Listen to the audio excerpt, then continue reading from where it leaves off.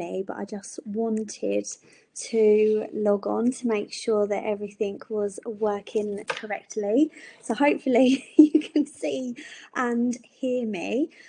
So this event is actually marketed as a Q&A session with me. However, I haven't had any questions in advance, so I am just going to talk a bit about my business, how I got into floral design, and then of course leave the comments open for you guys to reach out and ask any questions that you would like. So I am Rosie. I am the new floral head for the Wedding Academy. So I only started last month, so this is the first live that I've done. So yes, I just wanted to let you know how it all started, really. So I actually started my journey with the Wedding Academy, and it was really unplanned how I actually became a florist and got involved with floral design. So I actually joined the wedding styling course to begin with. And my tutor, who worked for the Wedding Academy at the time, she was a florist. And she said to me, Rosie, if you're not including flowers in your styling work, then you are losing so much business financially, and, you know, just couples that want to buy into a whole package and not somebody to just, you know, like set up the tables as such. And up until that point, I had not even touched a flower, ever considered being a florist, and that was in 2017 when I started the course. And the whole reason that I even actually started the wedding styling diploma was because I had recently at the time renovated a house. I was so obsessed with interiors and like decorating and styling, and I thought, how and where can I put this passion into a job? So I started looking, and that's when I came across the Wedding Academy. So yeah, as I said, I actually started out doing the styling course, and then very quickly changed over into the floral design world. And it's just crazy how it all happened, because as I said, had absolutely no intention of working with flowers. And I have just, yeah, completely fell into it and completely fallen in love with it. So I finished my course in 2018, and I pretty much started my business in 2018. So my business is based in the UK.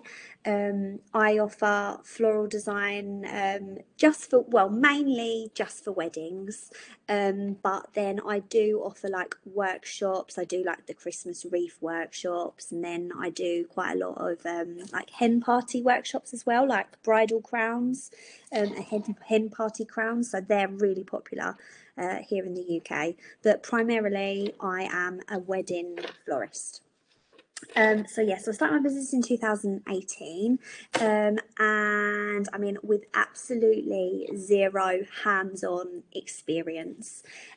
So I looked for ages to try and find a course that suited what I wanted, specifically like a physical course. I mean, like as in teaching me how to handle the flowers, where to buy the flowers, how to put the designs together. And because I had a full-time job at the time, I really struggled to actually find a course that wasn't going to take me like years to complete. I didn't want to go to university and get a degree in floristry. I know there are florists out there that do have degrees, but what I will say is that you do not need one. So never once has a couple ever questioned what qualifications I have. So I've done a lot of courses, but I have not done any formal like physical flower courses. So don't think that you have to do that to get started with your business. So I looked around for ages to try and find a course that really suited what I wanted. And to be honest, I couldn't find one because, as I said, because I was working full time, a lot of the courses were for extended periods of time. So I didn't really have an interest in going and getting a degree. I knew that was going to be too much of a drawn out process for me, and I just physically I didn't have that time either.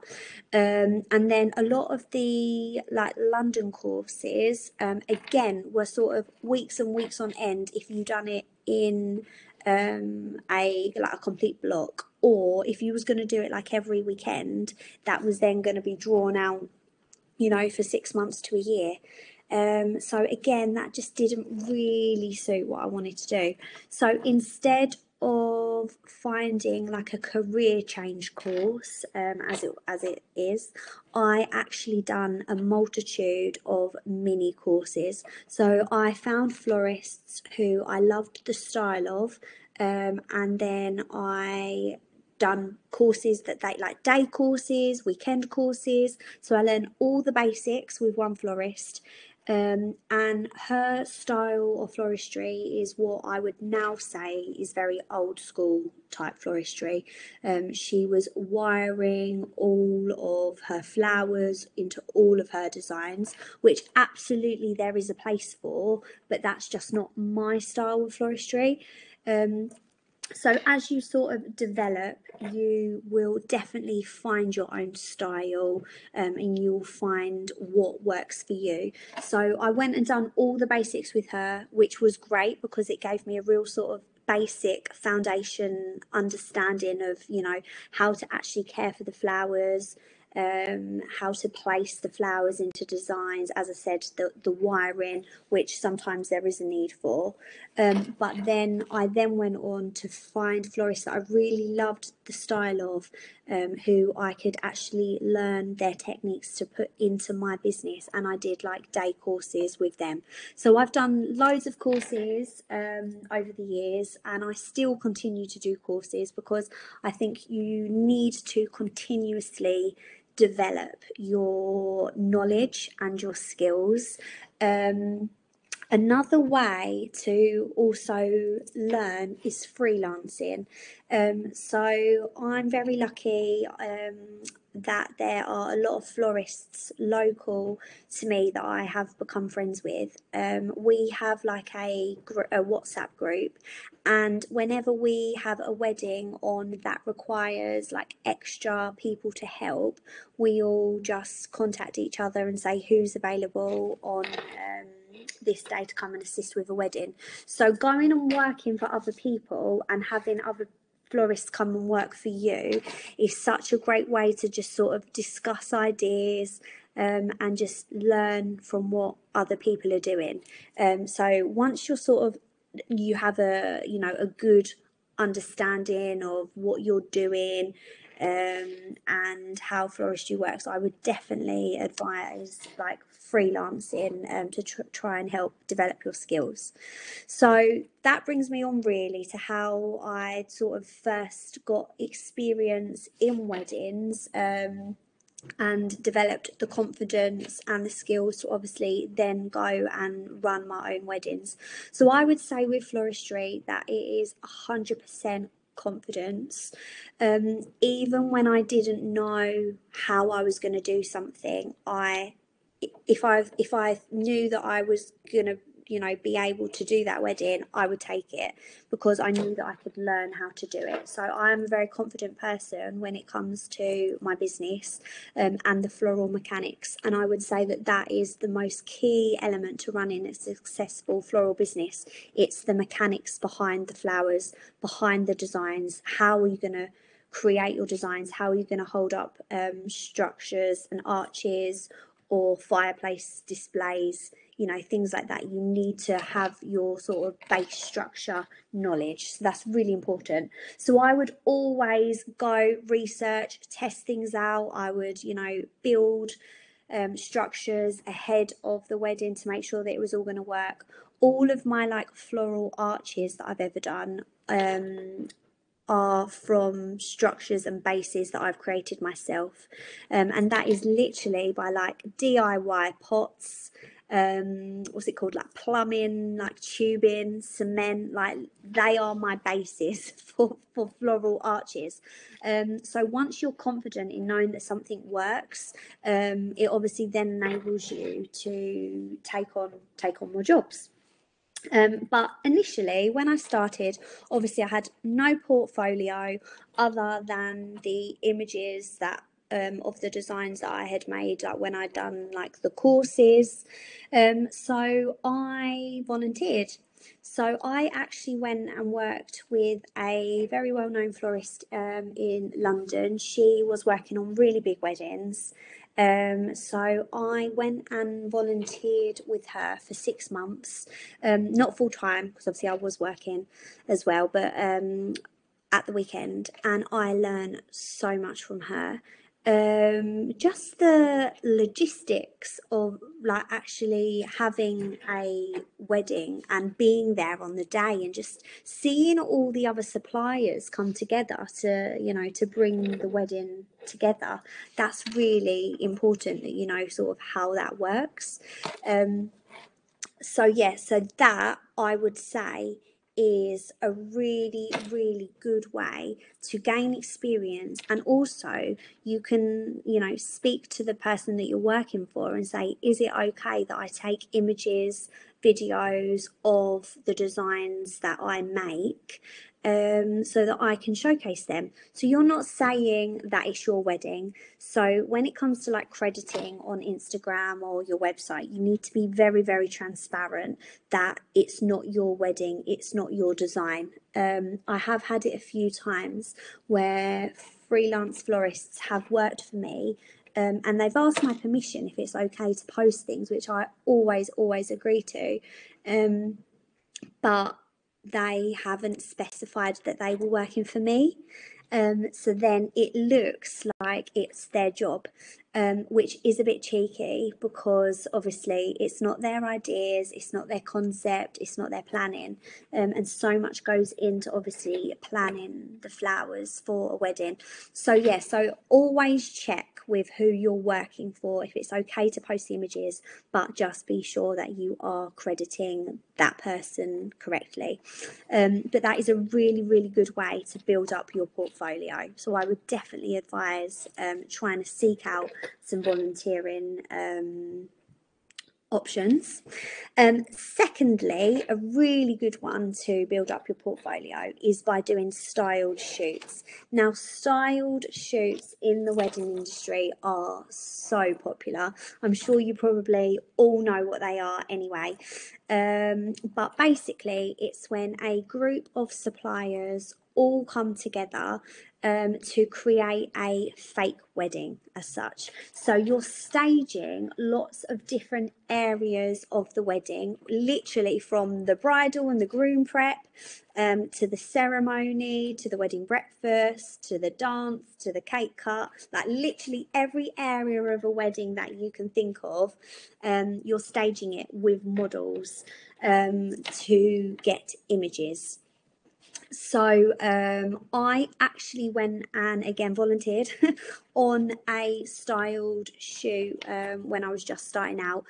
I was literally just a helping hand to the stylist, just to understand how they run, because again, quite similar to a wedding.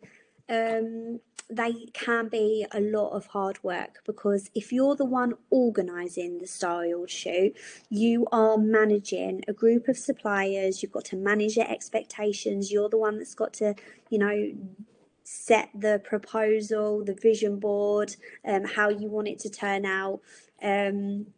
So there is definitely a lot that goes into planning a styled shoot. If you get invited into one, then that's fantastic, because you literally just turn up, play your part, play your role, and then, you know, you're not the one that's in charge and planning it all. So that's brilliant. But style shoots are definitely a really, really good way to get some really good images of the sort of designs that you want to showcase. And something that I wasn't really aware of in the beginning, and you sort of, you learn this as time goes on, is you attract what you put out.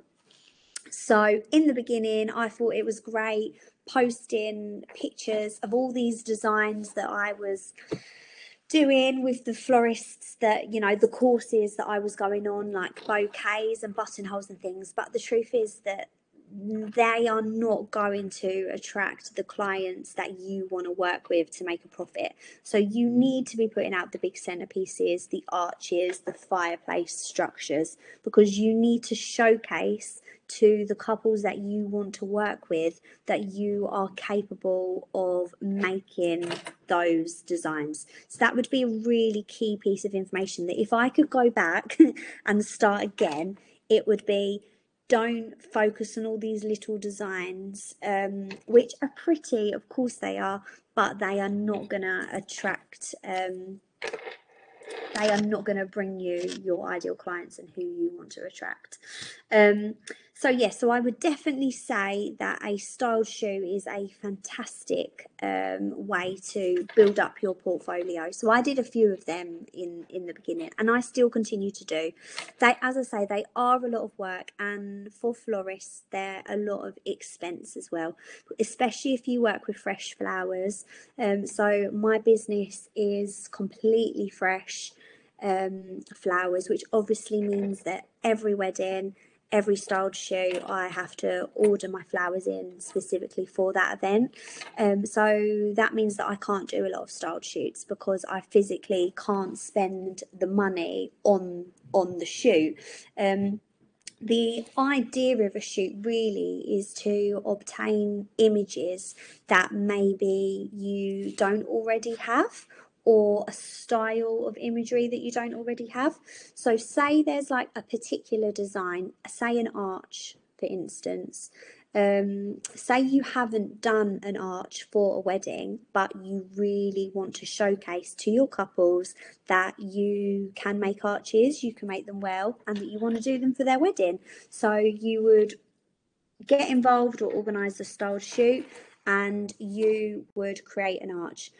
So then the photographer takes images of you creating the arch, and of course you get the images of the couple with the arch. You can then showcase them on your Instagram, on your website, to show people you can make them and that you want to be making them for their wedding. So that's the idea of the shoot. You are showcasing something that you really want to do more of. So I'm actually doing a shoot in 2 weeks. Really excited for that. Got such a good group of suppliers. So myself and a photographer, we have actually like worked together to organise the shoot, which is nice because it's not like all the pressures on one person. So yeah, really excited. It's going to be a really modern, chic, like Vogue type shoot. So in April, when I do my live training in April, I'm going to talk about like style shoots in a lot more depth, and I'm going to tell you all about that day. But yeah, I don't go mad with them anymore. I probably do maybe like 2 a year, if they're suppliers that I really want to work with as well. And that's another thing to really consider, is at the beginning I did say yes to so much, whether it be styled shoots or weddings, because of course when you're starting out, you want to take all of the work that you possibly can to gain experience, and that is absolutely fine. There's no harm in doing that. But it's not always going to be the type of weddings that you want to work on. And the suppliers, or say the photographers involved in the styled shoots, may not actually be the right suppliers for your style. So as you sort of gain experience, develop your skills, and expertise in floristry, you will definitely identify your own style. So my style of floristry is very modern. It's very sort of, I say unkempt, but in the best possible way. My flowers are not tightly structured. They're very loose, they're very free flowing. and they're just quite chic and stylish. So you need to ensure that you're working with suppliers that also portray that vibe, because there's no point me working with like a fine art photographer, because that's not my style of floristry. So our work probably just wouldn't complement each other that well, and they wouldn't be the images that I would want to be putting out on my Instagram. And don't get me wrong, in the early days I done quite a few weddings that images are not on my Instagram, because, as I said, you say yes because you want to gain the experience, but you very quickly will learn that saying yes to everything is not the best thing to do. So really bear that in mind, like when you are getting involved in style shoots, like, are you actually going to be able to use these images to promote your business and promote your work?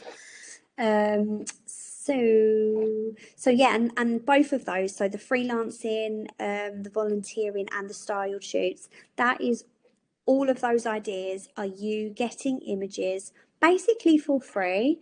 I mean, of course, you need to put a lot of time into doing that, and of course, there is going to be money spent on the flowers if it's a styled shoot. But when you're working for somebody else, of course, all that expense is theirs. Of course, it's your time, it's your hours that you're going to be, giving to other florists, but you will gain so much out of that.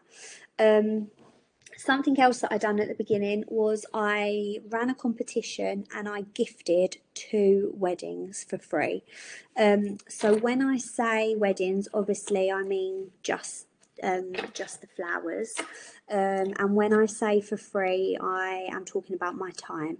So my terms and conditions were really tight, that the actual flowers had to be paid for by the couple. So, I mean, this was years ago now, but let's just say, for example, that the retail cost of the flowers was £1,000, for example.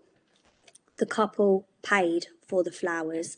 I just gifted my time. So they got all of the designs, all of the concept, all of the, the setting up and everything completely for free. But by doing that, I had so much interest, because everybody loves a freebie. So I had so much interest in people entering like my giveaway, and I did that all on Instagram. That I was generating followers, because that was part of the giveaway criteria, that people that entered had to follow me. So I was gaining followers. All of those followers were people that were getting married, so of course that's ideal. And then I was able to work on 2 weddings and get loads of imagery. I never really planned to gift 2 weddings. That sort of just happened because one of the couples was like, they were both models, and I thought they would be really good for my imagery. So I ended up, gifting a second one, which of course meant a lot more work. But I am really thankful for that, because I got the experience of working on my own weddings, and I got all the images to use. So that was really beneficial to me.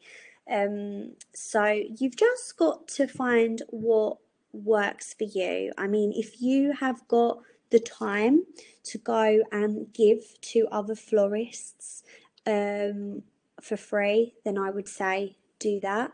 If you want to jump straight in with your own weddings, then maybe consider doing a giveaway to try and find a couple that you can work for free. Or it may be that you know a friend or a family member who you could offer to do their wedding flowers, just so you can get the experience of how that day comes together and you can get the images. That's such a big thing, because I don't know anyone that would book a florist or a designer, a stylist, without seeing what they can do and what they can produce. So I think it's really important that you need to have good quality images to showcase your work.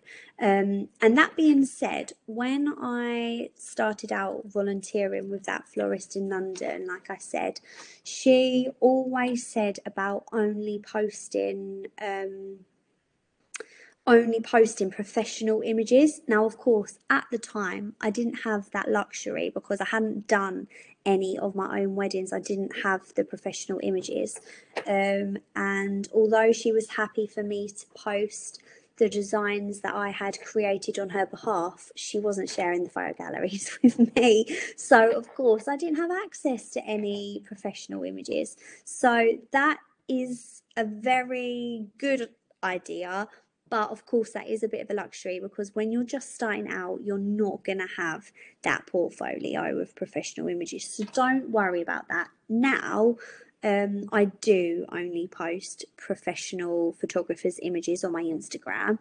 On my stories, of course, I put all the behind the scenes. That is my own footage. And when it comes to like videos and reels, again, that is my own footage because I don't have a videographer following me around getting footage. So that is shot on my iPhone personal footage. But when it comes to actual images, I do only use professional images now. And it's never a guarantee that you are going to be given a gallery to somebody's wedding. As you can imagine, it is a very personal thing to the couple. All of their images have their family in, have their friends in, and not all couples want to share their gallery with you, and that is absolutely fine. If I have a couple that doesn't want to share their gallery with me, I just very politely ask if it's okay if they send me a selection of images which really focus on the floristry, and I haven't had a couple who haven't done that. So I always do get some photos. If it's not the whole gallery, I get some photos from every wedding which I am then able to share on my Instagram. And of course, you just need to make sure that you are crediting like the venue and the photographer in all of your images. That's to be really polite because it is their image that you are sharing. And B, it's to show future potential couples who you are working with and where you are working. And by tagging other suppliers into your work, you can also hope that they will reshare your work on their Instagram to their followers, and you will get some new followers or new interest from that. So yeah, so always make sure that you are crediting correctly, and it's very nice to sort of comment and share other people's work as well, because then hopefully the favour will sort of be returned. Another thing I would say is just practice your style. It's very easy to have a look at what other people are doing, and thinking that that is the sort of style that you like, style you want to go down. But I think until you actually start designing yourself, it's really hard to know, your specific style, but it will just come completely naturally. Once that experience is there and you're confident, your style will just completely flow effortlessly. So don't worry when you're just starting out that if you don't know what sort of style you want. I absolutely had no idea or intention as to where my style, my business was going at the beginning, because you're just starting out, and I think that that would be a lot of pressure on yourself if you were trying to figure all of that out before you even got going. So another big one, which I have already sort of touched upon, is just don't say yes to everyone. At the beginning, it is really easy to fall into that trap, because as I said, you want to gain the experience, you want to gain the imagery. But as you develop, as your confidence grows and as your business grows, You really need to make sure that you are only working with your ideal clients. And again, that might seem a little bit alien to you, depending on how far into your like floral design journey you are. But I promise you that will come with time as well. You will 100% be able to identify who your ideal client is, and then you can very politely turn away the weddings which do not suit your ideal client. And of course, you don't have to tell them that. You just say that you're not available on their wedding day. So yeah, so that will come. And then another big one is networking. So a lot of the success, I would say, probably in the industry is who you know and who you work with. So networking events are a really great way to meet other industry professionals. Because you want photographers and you want wedding planners and stylists to be recommending you to their couples. So I would say that that is a really, really good way to get your name out there and to meet people. And also talking again about style shoots. They are a really good way of, building connections and building trust. Because we all follow people on Instagram, and we all think, that they'd be really great to work with, and that we'd love to work with them. But until you do, you don't actually know if you're going to get on with that person, or if you like the way that they work, or if you'd be willing to recommend them.